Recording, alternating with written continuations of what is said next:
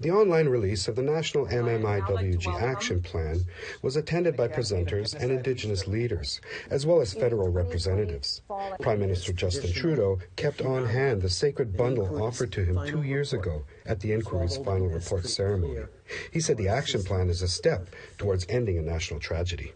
When the national inquiry into missing and murdered Indigenous women and girls presented its final report, it called on us to work together to develop a national action plan to end systemic causes of violence. We accepted their findings, including that what happened amounts to genocide.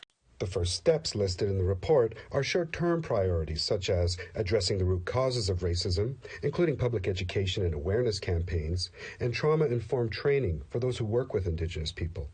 Support for families and survivors, including community-led programs, and stable housing and shelters for Indigenous women and gender-diverse people. This is the first major step for Rebecca Kudlu, president of Paktutut Inuit Women of Canada. Women who are in abusive situations really don't have anywhere to go. And I always bring the fact that if you're being abused and it's 40 below out there, where do you go? Even if you try to move to another house where your relatives are, they're overcrowding and there's food insecurity.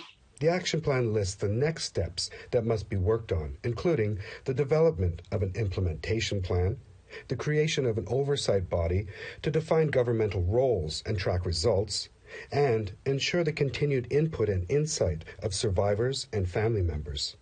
Denise Pictou Maloney is the co-chair of the National Family Survivors Circle, who were involved to include lived experiences.